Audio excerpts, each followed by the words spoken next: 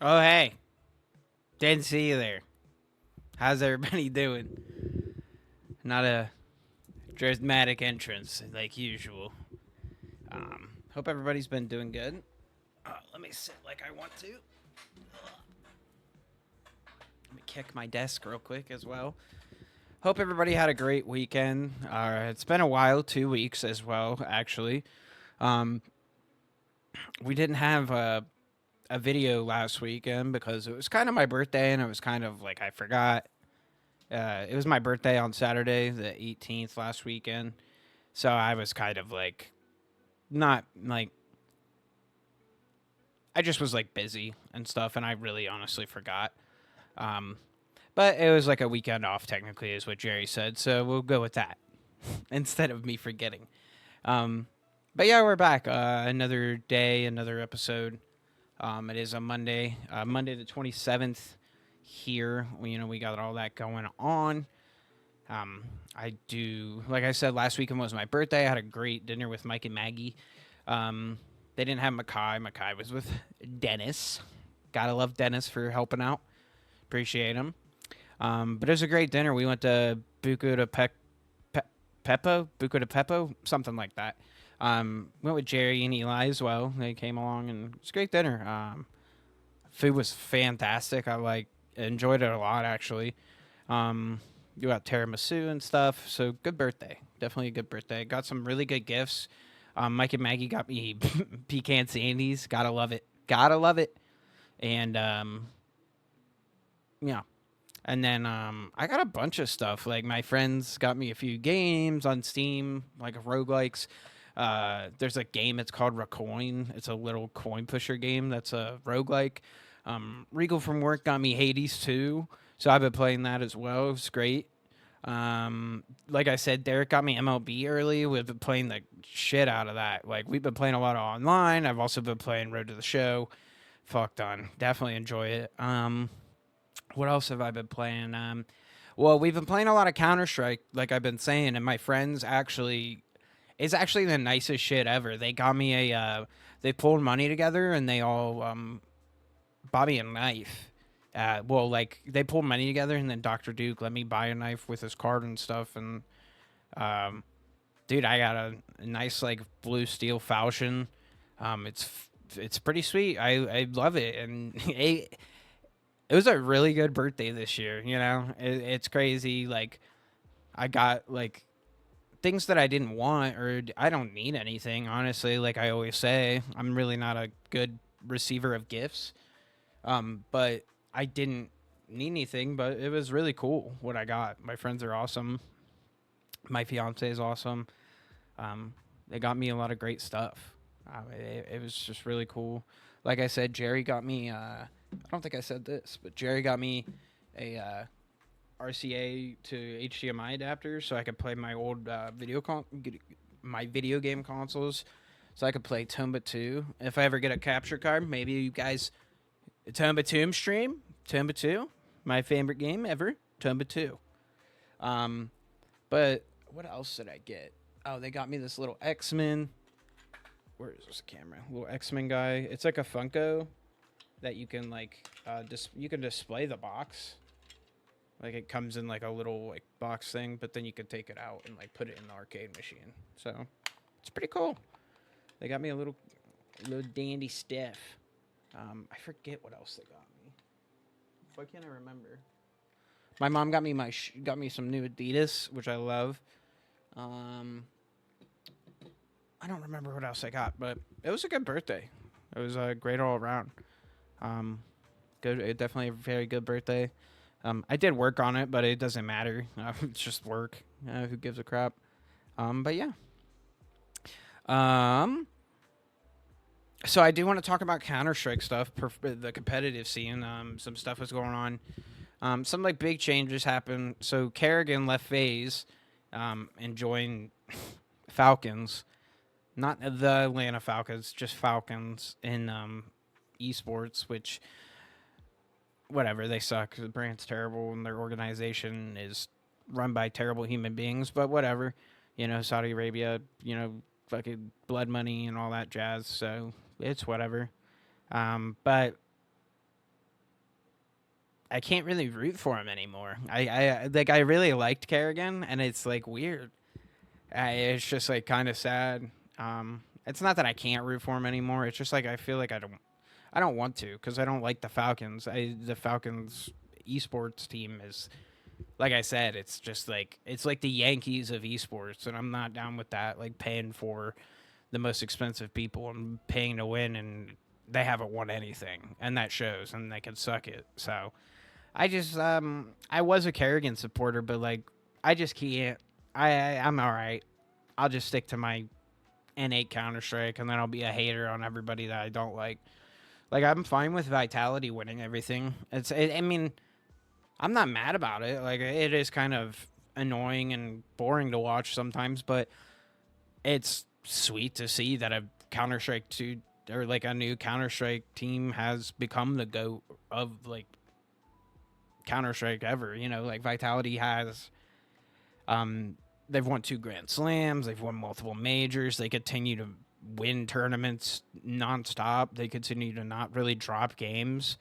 They maybe drop a map here and there, but like Vitality's crazy. Like it's one of the best teams ever. Probably they are the best team ever in Counter Strike history. I think so. Since FaZe, lost Kerrigan and Kixan got banched off Falcons, I was thinking Kixan could probably come to Liquid or go to G2. I was thinking because I don't know, Liquid's trash, and I feel like we need something new, and either get rid of Ultimate or get rid of Sue, or honestly get rid of Naf. Naf's probably it's time, buddy. I feel like he's not fitting the team anymore, and he's not producing anymore the way he used to. And I don't know if that's like positioning on maps or whatnot, but I just feel like something's got to give with Liquid, and something's got to change because we're not moving in the right direction and we're not improving. Like G2 as well, I think they've stagnated a little bit with Hunter at their IGL position, I'm pretty sure. With the new, they swapped Nerds into there with, we swapped Mobs bad to Liquid, but I think G2's kind of stagnated. I think switching in an actual IGL would be good for them. Like I think Kicksan would provide that jump up to make them back into that upper echelon tier of team that they were talking about. But yeah, I didn't want to talk much about the professional Counter-Strike. I did have another top 3 CSGO tips for beginners. Number 1, I put don't be a hero. You're not ZywOo, honestly. None of us are really that good at the game, and we're not going to make those plays that are going to change the game. Sometimes we can, but not everybody could be ZywOo, and not everybody's a hero. So, just play with your team. Trading is very important in the game, and playing together is very important. Because if you get 1 kill and then die, I mean, you gave your team a little bit of advantage, but imagine if you were with somebody and then you killed one, but then you got traded, but then your teammate trades you after you die. That's a 2-to-1 advantage. You got 2 for 1. So just play with your team. Don't be a hero. Don't try to be crazy. And play post plant. I know it's hard to say because like I get bored and I just rush around and stuff, but playing post plant is like the easiest round wins ever. I don't know how many times there's rounds where, we've got the bomb planted and we're pushing, and we're playing aggressive against, the team, and then we end up all dying, and we put somebody in a 1v3 situation, and then we end up losing that round. So just play post plant. Don't push. Don't be crazy. If you are gonna push, play with your team. Ask for a flash before turning the corner.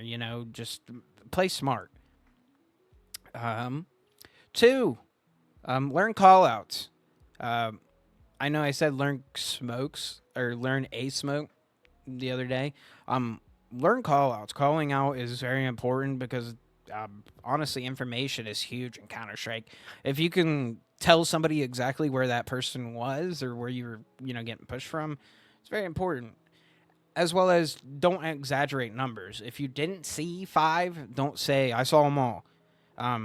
There's been a lot of times where my teammates say, "Hey, I saw them all," and then I'm getting shot from lobby on nuke side, and I thought all of them. Hey, we're pushing outside. I thought, no, I mean it was like 4 or 3. Okay, well that's a big difference than all 5. So just make sure you learn call outs and make sure you're making clear comms.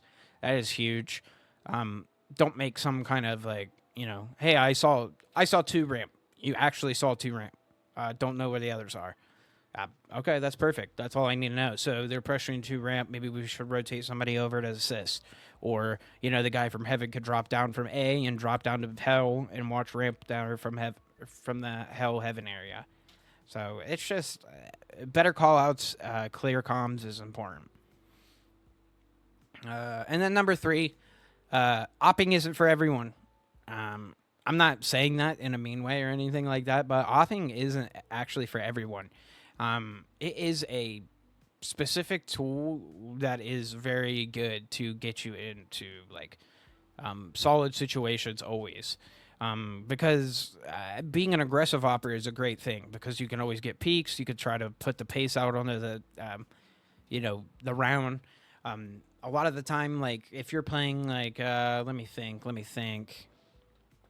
I'm trying to think real quick. Hang on. Say you're playing Mirage and you usually peek mid with T side. Don't peek mid. I would say like try to do a fast peek A ramp and see if you can get a pick.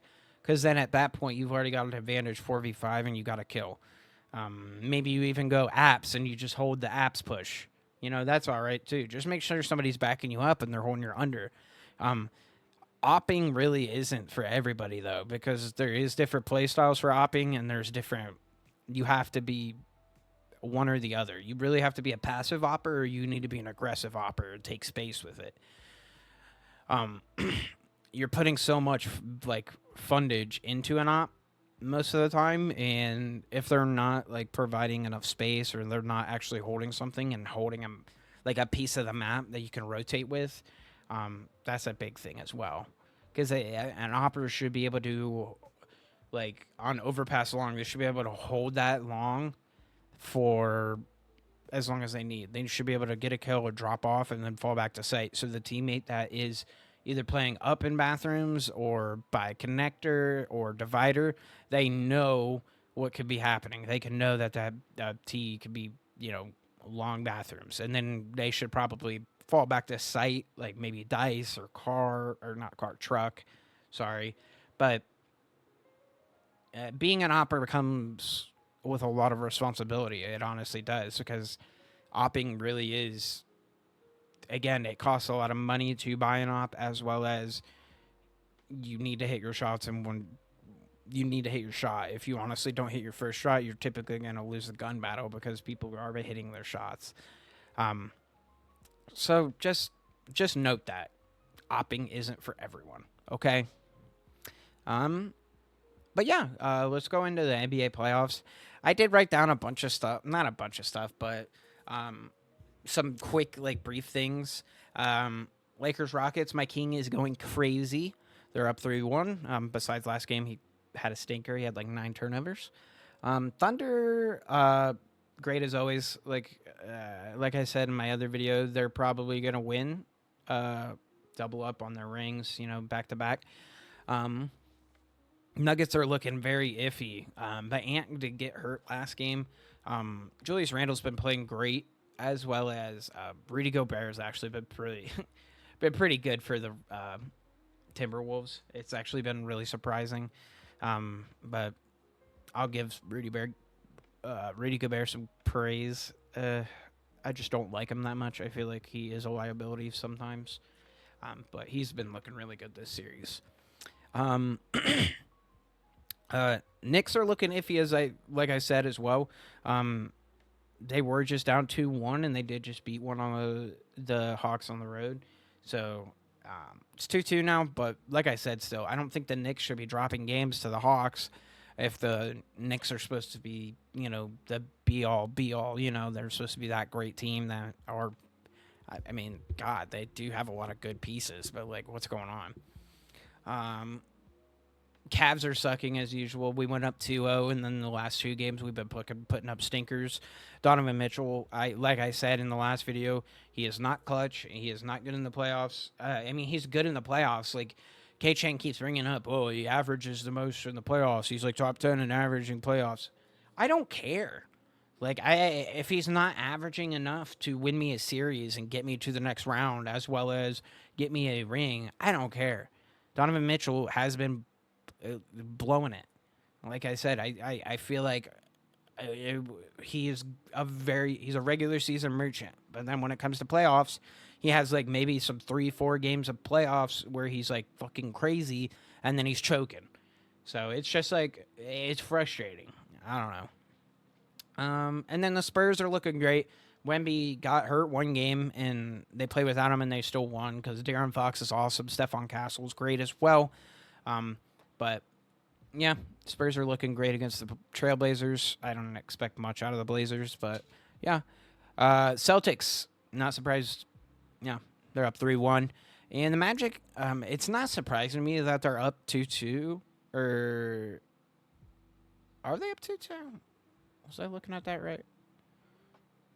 No, it's 2-1. They're up 2-1. It's not that surprising. I mean, the Pistons are the 1 seed, but again, like I was talking to everybody else, it feels like the Pistons are young and they're still getting into their emotion. Kate Cunningham is coming off of a collapsed lung injury, so things are not terrible with the Pistons, but I could see that if the Magic do upset them here, I wouldn't be fully surprised, but I think the Pistons could come back for sure. I think they can win that series. Cool. That's all I had for NBA talk. I really still think the Thunder are gonna win the chip.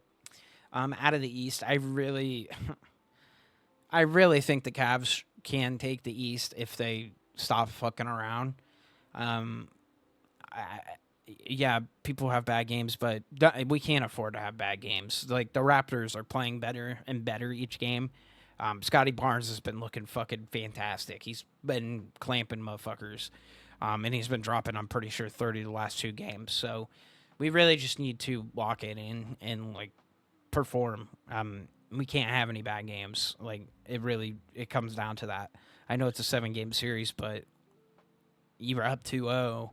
You can have 1 bad game, yeah, but you can't have 2 back-to-back bad games. So figure it the fuck out, Donovan Mitchell.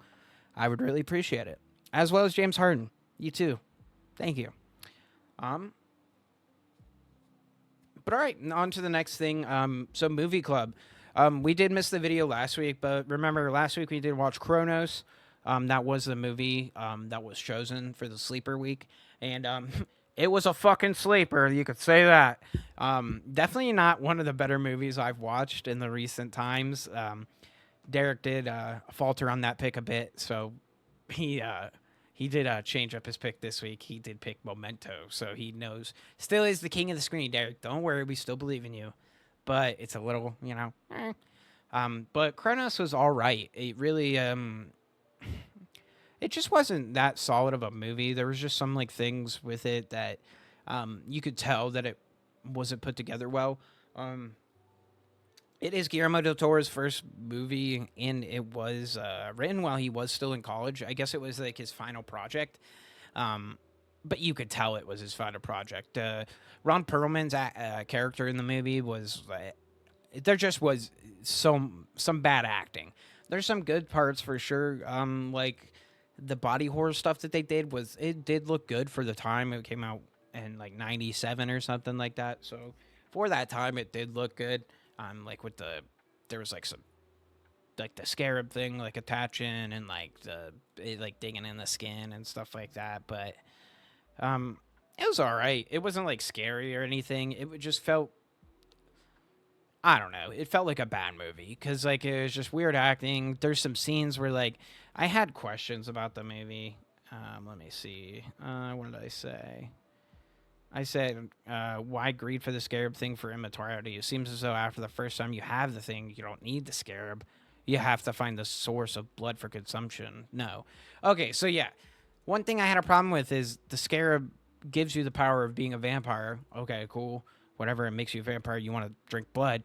But why do you have to keep attaching the scarab to your body if you're already a vampire? Couldn't you just keep drinking the blood? Like, just find a source of blood by maybe like a blood bank? I don't know. Like, I mean, God, they fucking eat animals in Twilight. Like, Jesus Christ, it's not that hard to think of what has blood. Everything pretty much has blood.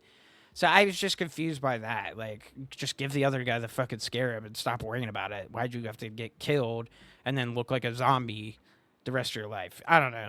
Anyway, the other one was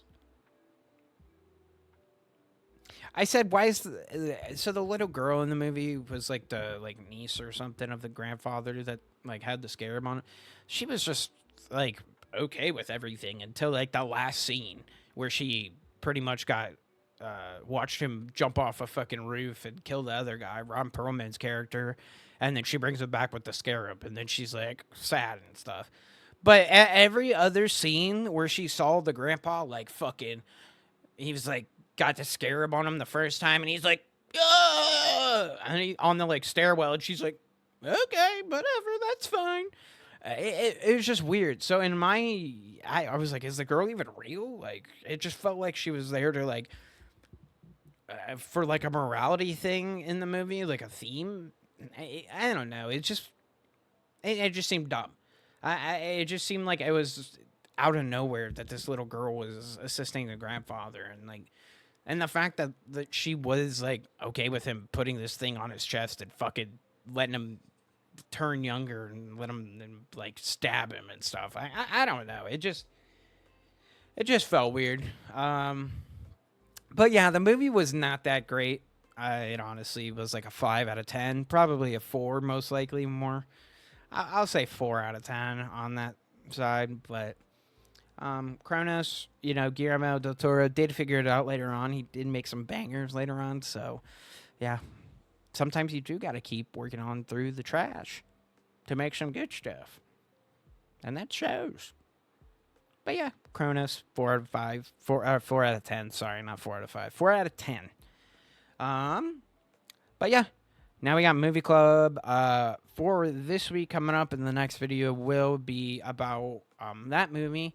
So we are gonna do a wheel spin. Woo! Wheel spin. Woo! Wheel spin. Woo! So we do got few movies in here. I think there's a total of 13 entries. Sweet. Tommy picked Akira. I picked Scott Pilgrim. It was favorites this week. Argar picked Hot Wheels World's Race. Fucking Jesus. Connor picked Interstellar. Ethan picked The Big Lebowski. Michael picked Judas and the Black Messiah. Evan picked Princess Bride. Jeremy picked Jay and Silent Bob, Strike Back, or Dogma. And Derek picked Memento, like I said. Mars picked Big Lebowski as well. Duke picked Paprika. Gabe picked Cherry again. And Brogan didn't say anything, so I just put The Thing. It was his first week's pick, so I'm going to put that again. But if Gabe or Derek do get shows the first time, we will respin since they've already won in the past weeks. Who was the other one? Oh, we've only done 2 movies. Yeah, so Gabe and Derek, so they would be respun one time. But if they get hit again on the respin, hey, so be it. But here we go. Wheel spin! Woo!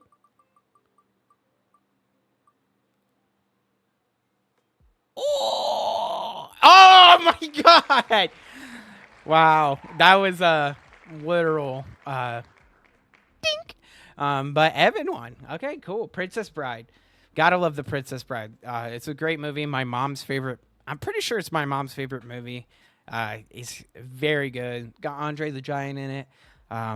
Fucking love Andre the Giant, but who doesn't like the Princess Bride? It is old, but I've always enjoyed watching it. There's always the classic scenes of my name is Inigo Montoya. You killed my father. Prepare to die. So, I'm actually kind of excited to watch The Princess Bride. It's been a minute. So, yeah. So, next week, we will be having a video about The Princess Bride if you do want to come back and watch that. But definitely, again, thank you for tuning in, and I appreciate everybody that wished me happy birthday last weekend. I tried to like everybody's Facebook posts and stuff, but I really appreciate it.